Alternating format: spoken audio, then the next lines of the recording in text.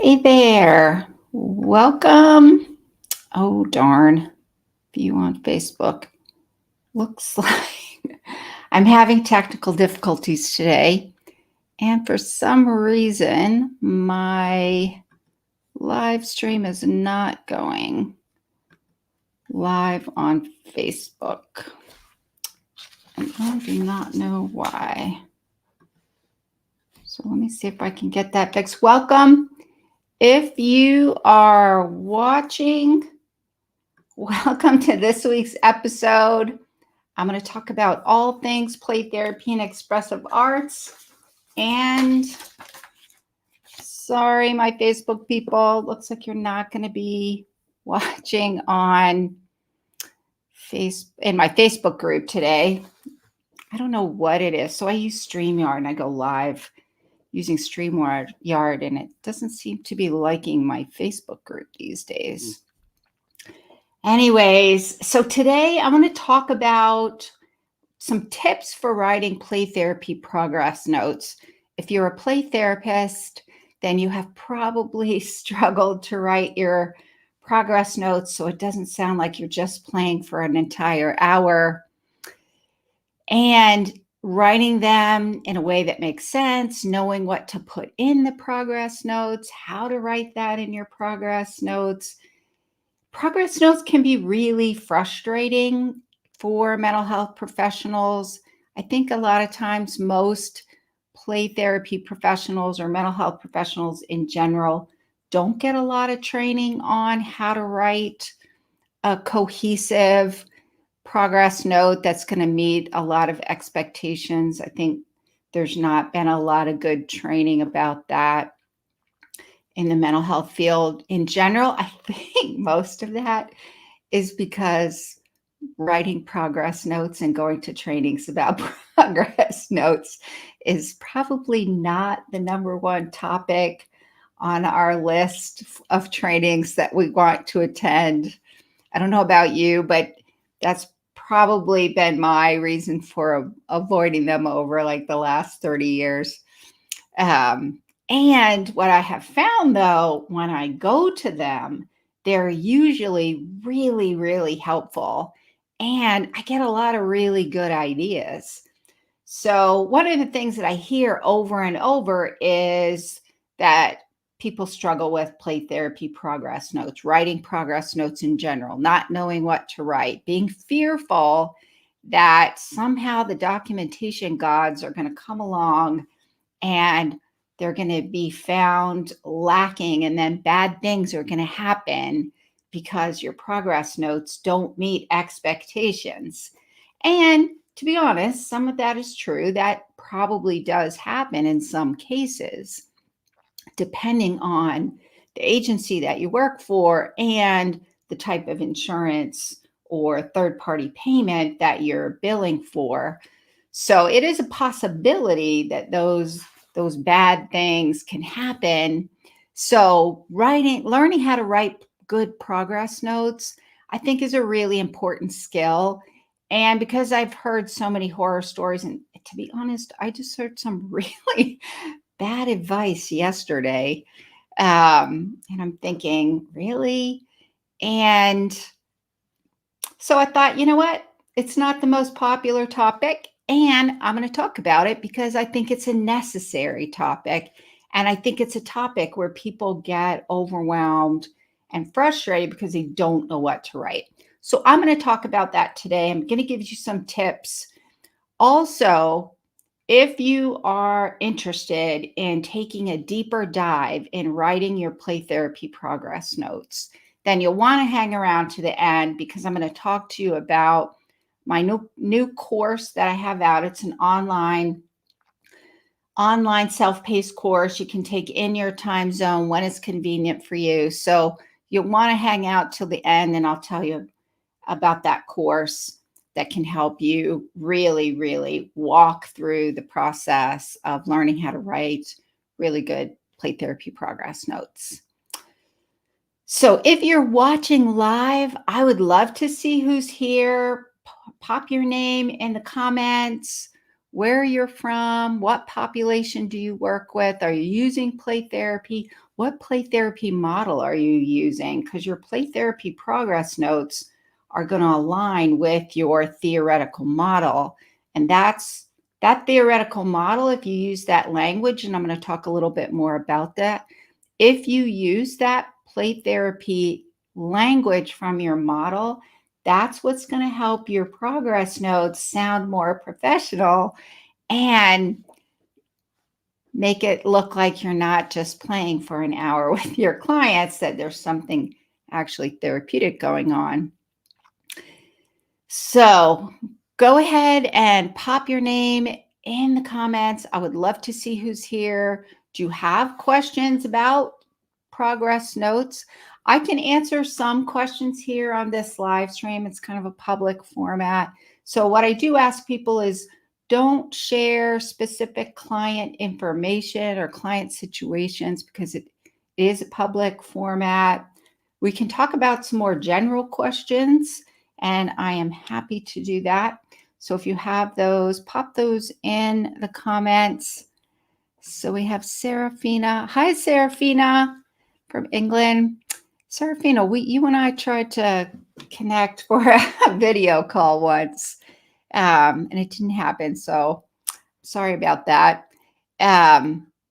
Also, hi, Kathy, Emma Allen, art therapist and sand play therapist. Thanks for this talk. You're welcome. Yeah, I would say sand play and art are probably, those are expressive arts. So I find that people who do expressive arts oftentimes struggle a little bit to know how to put that in a cohesive note that actually looks professional and sounds therapeutic.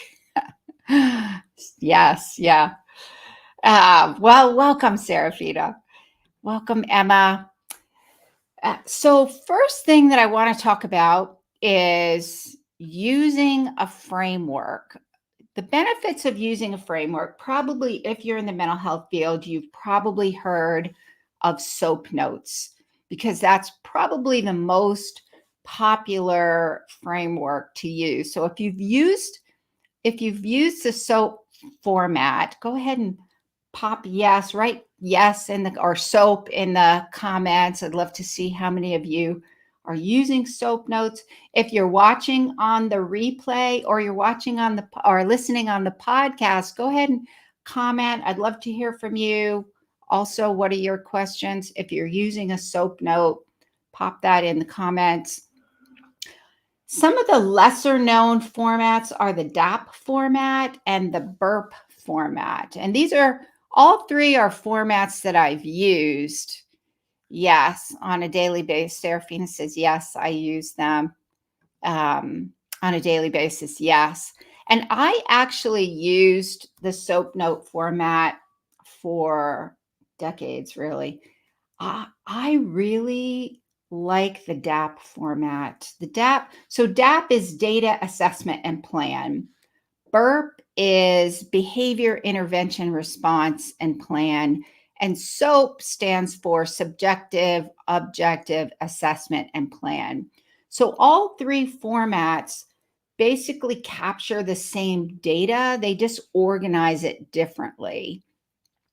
The BURP format is probably the most different from the SOAP and the DAP because there's not, if you'll notice the letter, it's missing an A in the acronym, A standing for assessment in your notes. So BURP has behavior. So what behaviors were observed, what statements were made. Intervention is basically what type of intervention you provided. And this is going to be your play therapy theoretical model.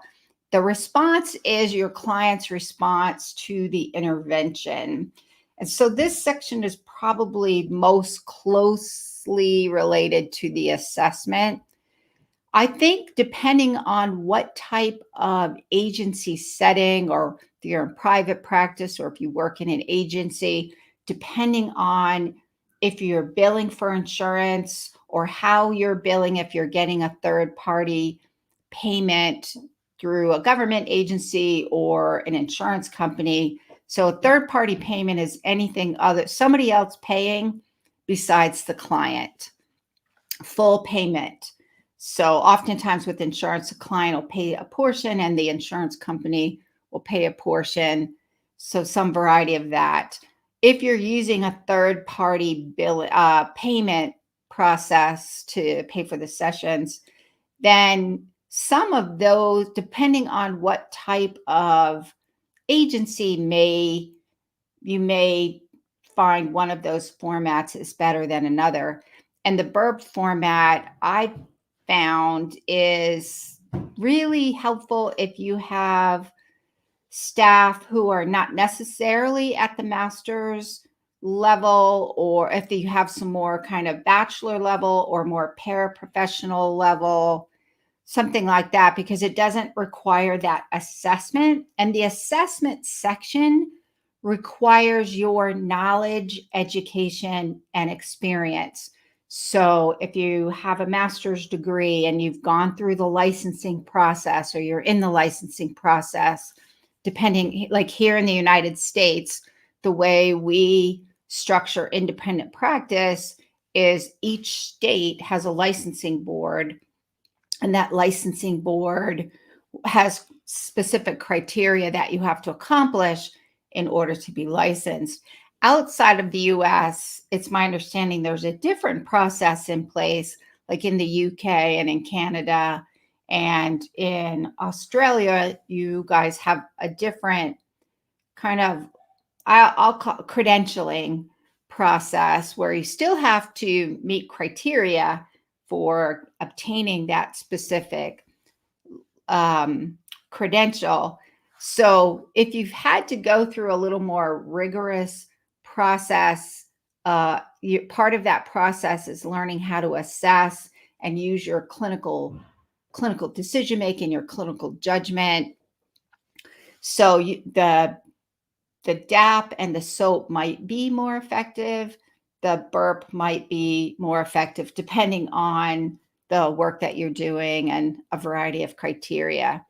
So the SOAP stands for subjective, objective, assessment, and plan.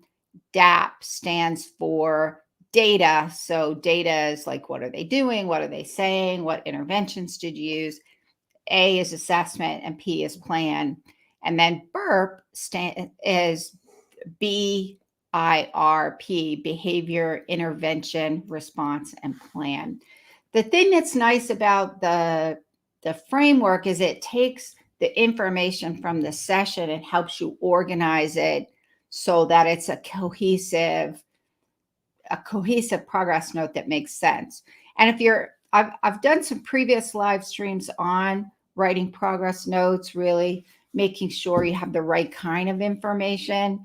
Again, in my play therapy progress notes course that I have out, I walk you through all of these frameworks. I walk you through what to put in each one using a specific theoretical model. Like I use 2 theoretical models and show you what that would look like in each of those frameworks using the language of your theoretical model. So if you're interested in a kind of a deeper dive on that, then you'll definitely want to stay and kind of listen more about the course. The second thing that I want to talk about, here's a way to think about your progress notes. So we're play therapists, art therapists, Santre therapists. We like to get into that creativity and use that metaphor. So if you think about your progress notes as your client's story, I love the metaphor of the hero's journey. So think about your progress notes as the hero's journey.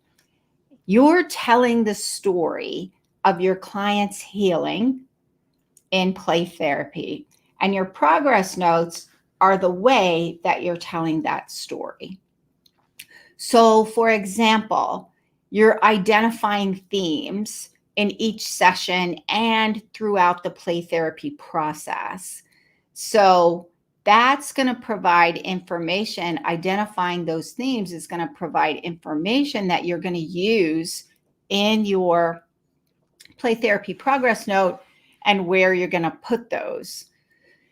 And you're also thinking about what are your clients communicating to you through their play, and this is going to be demonstrated through their themes. So identifying themes can be a really useful way to add information to your progress notes. I typically put that in the A section, the assessment section. The other thing, so you're looking at the themes, you're looking at what your clients are doing, you're looking at all of those things, you're using that information in your progress notes. You're thinking about what your clients are communicating through their play, because that's the thing that makes play therapy different than typical adult-oriented talk therapy. In typical adult-oriented talk therapy, they're explaining things to you, or they're trying to explain things to you. When we're using art or play or sand tray, they can communicate that through that expressive modality, through that play therapy, through that play. And so what we know about play therapy is children communicate through their play. If you're an art therapist or using sand tray, they communicate through their art or through the sand tray. And we know that this is also kind of a projective modality. So there are things that are being expressed that are not necessarily being explained by your clients. So those are the themes that we can catch up on when that we can look at and use those in your notes. The other thing to think about is if we're using that hero's journey, we're using that storybook metaphor. Think about play therapy treatment as like a chapter in a book. So each session is a chapter, and you have many chapters throughout the change process. Or think about each stage, if you want a shorter chapter book, or less chapters in your book, you can think about each stage. And every play therapy model, your theoretical model is going to have specific stages that your clients are going to progress through. So if you think about those, you're thinking about those as your chapter, or thinking about each session as your chapter. What's going on in those sessions, and how does that change over time? So think about every good book has a beginning, a middle, and end. In the beginning, you're introduced to your character, you're getting to know them. In the middle is where all the change is happening. What are they encountering? What are they overcoming? How are they overcoming it? Who's in the chapter book? So think about play therapy if you're including parents or family, or you're having parent-only sessions. All of those are getting documented in there. So these are going to be documented throughout the change process.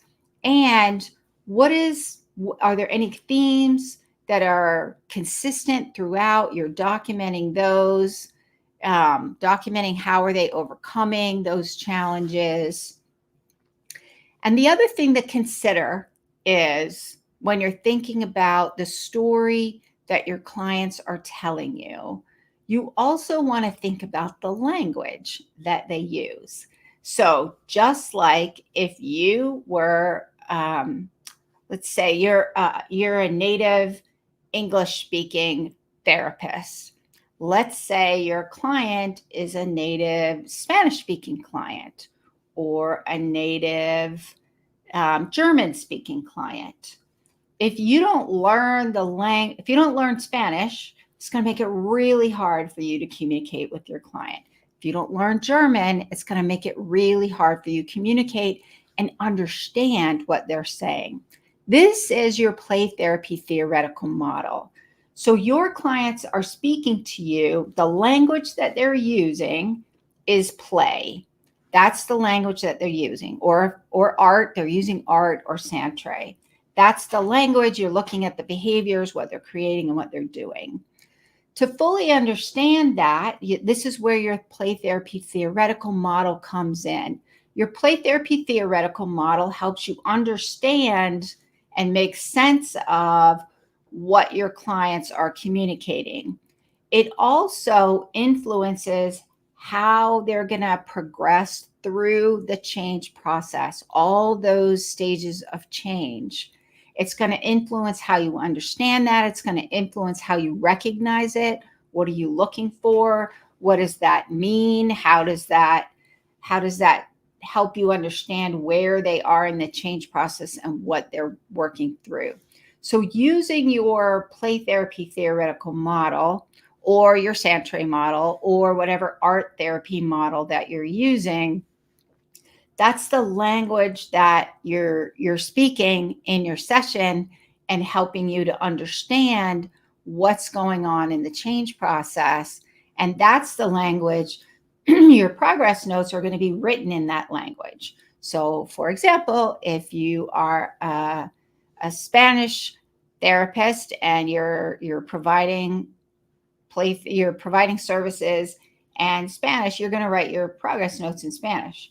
Or if you're German and you're providing services in German, then your progress notes are probably going to be in German. So just like that type of language, play is the language, and your theoretical model is the specific language that you're using, then you want to use terminology and language from your specific play therapy model. That's what helps it sound more professional, give it a little more therapeutic grounding to it.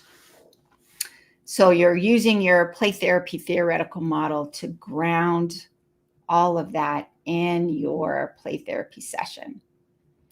So that is it for today. Let me do a quick recap.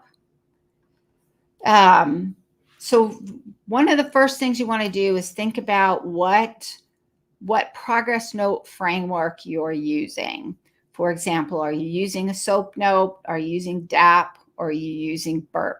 Because that's going to determine what you put and where. And you don't have to write, you just have to write enough information to get a sense of the session. You don't have to write tons and tons and tons, but you don't want to write too little either. Because if you write too little, then we're not going to understand your client's hero's journey. And that's the thing. But you don't have to go into great detail. And you're going to organize that information in the whatever framework that you're using. And then you want to think about what's the story your clients are telling and in what language are they telling it. You want to think about progress notes as the story of their healing. Each session is like a chapter book, and you're identifying the themes in each session to provide an understanding of what's going on and what they're working through in each session, as well as that's going to help show you where they are in the change process. Your play therapy theoretical model is the language that you're using to write the story. The story for the progress notes and help you understand what's going on in the play therapy session so that you can make sense of that. So, for example, are you speaking child-centered play therapy language? Or are you speaking Adlerian play therapy language? Or a specific approach using prescriptive play therapy? So just like if you were reading a book in Spanish or English, your play therapy progress notes are written in the language of your play therapy theoretical model. So I hope that information has been useful for you. If you found this information helpful, please feel free to share it across your social media platforms. Feel free to leave a comment.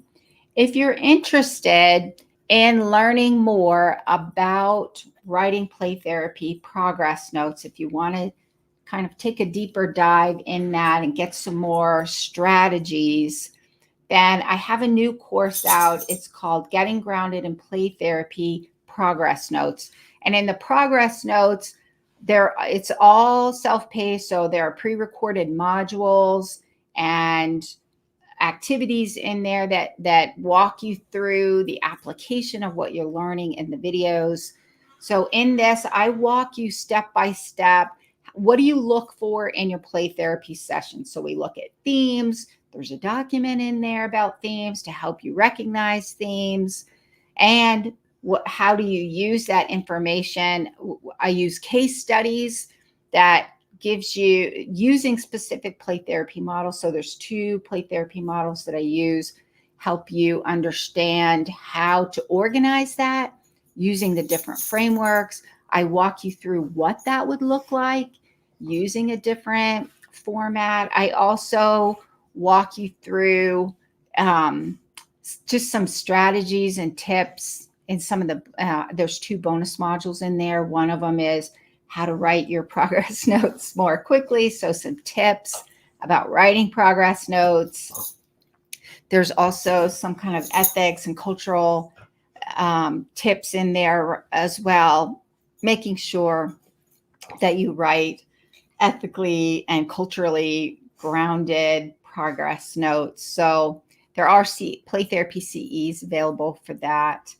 And if you're interested in the play therapy course or some of my other play therapy courses, I have a whole series on getting grounded in play therapy foundations, getting grounded in case conceptualization, treatment plan writing, and now this one on progress notes. So the one, if you're interested in the courses or if you're interested in the play therapy progress notes course, then hop over to my website at rhplaytherapytraining.com/courses. I'll also drop that in the comments so you can check out the link.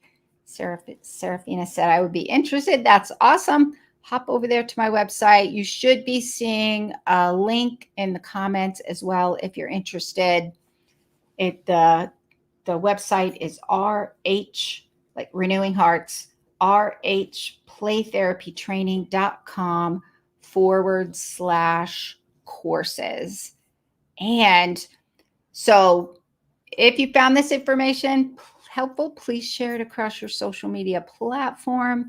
Also, I go live every week on Wednesdays, typically at 7 a.m. Pacific time here in the US. And I talk about all things play therapy and expressive arts. If you're interested, next week, I am going to be going live a little bit later. Next week's Wednesday is my birthday. Taking the, just kind of hanging out. I decided I would do it a little bit later in the day. I'll be streaming live at 10 a.m. instead of 7 a.m. Pacific time here in the US. And I will see you next time. Bye for now.